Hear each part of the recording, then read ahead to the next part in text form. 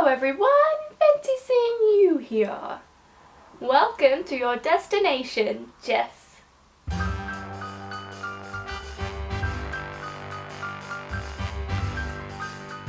Today's video is, well, I say it's going to be quick, but you know me and my verbosity, it is probably going to be long like all the others. But regardless, it is going to be about whether I am a hypochondriac or a medical genius. I will leave it up to you to decide. So, I'll start you off on the background. There have been many instances where I have correctly medically diagnosed strange or not very common conditions. Yes, Google helped, but that's another point. Google is often actually right in regards to these sorts of things because I would know because I use it a lot and I have been correct. That is from a doctor's point of view as well. I have gone and checked at a doctor.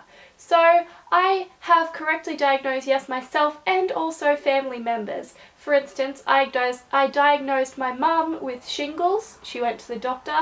Oh, Mrs. You've got shingles. Ha! Thanks, Jess. I was right.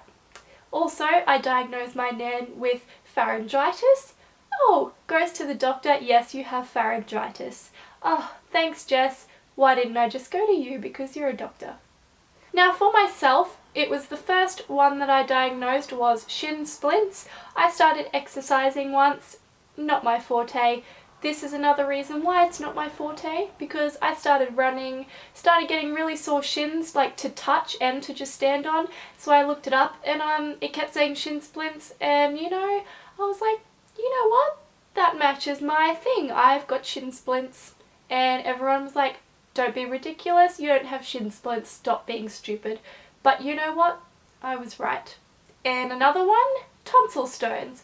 I woke up one day, I didn't wake up actually, I got home from dinner one day when we went out, looked in the mirror at my throat, as you do, and there was white things all over my tonsils and I was like, what the actual hell, what is on my throat right now? So, you know what, I was like, they look like funny little stones in my throat. Guess what, I looked it up, tonsil stones is a thing. Guess what else, I went to the doctor. Yes, Jess, you have tonsil stones. Well, thank you, Jess. I didn't even need to go to a doctor. I had tonsil stones and I was right. Another thing, one day I had really bad stomach cramps and like weird pain, and in my appendix area I was like, I have appendicitis. And I went to the doctor. Yes, you have appendicitis. So they rushed me to the Mater. You know what, turns out it wasn't appendicitis, but the doctor thought it was, and I thought it was first, so technically I was the same as the doctor's diagnosis. Anyway, it turns out it was something basically equally as bad, which was colitis, but you know what? I still mark that as a win for me. Now, another thing that I believe I have, and no one else does, and I haven't really got it checked because it's not harming me, but that is CSF, cerebrospinal spinal fluid or something like that. It's like water that leaks out your nose, as gross as that sounds, but it's like salty water, and there's all these tests you can do at home to tell whether you have it, and I did the test and I was right, I have it. Well, you know what, I probably don't, but I still stand to say that I do. Anyway, blah blah blah, turns out I believe I have CSF.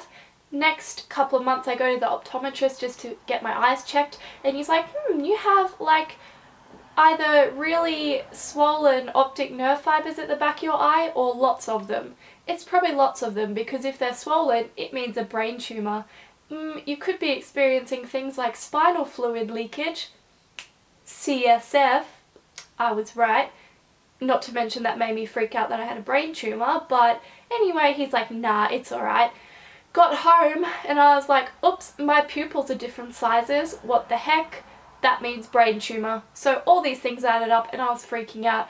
Like, what the heck? Oh, also another thing, if you get really sick when you lay down at night and get really bad eye headaches, it means that it's because they're swelling there from the brain tumour blocking blood flow, and I started getting that and I was like, I got a brain tumour. That is probably the hypochondriac side, because I went back to the optometrist recently and it wasn't a brain tumour. Well, he said that my optic nerve fibers are fine. So it wasn't a brain tumour, but I'm just showing you how my little diagnoses all add up to what I get told by medical professionals. So there you have it. I mean, everyone probably thinks I'm leaning more towards the hypochondriac side. I mean, I've always been one when I was little to be like, Mom, I have a cut, I need to go to the hospital. But, you know, it's better to be safe than sorry, because one day I might find something and then I save myself because I'm an excellent diagnoser of medical conditions. So there you have it. You know what? Who needs 9 years of a medicine degree when you can be Jessica?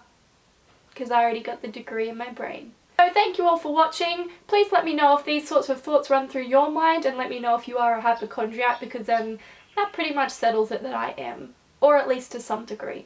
Give the video a thumbs up if you liked it. Please subscribe, and I will see you next week for another video. Bye!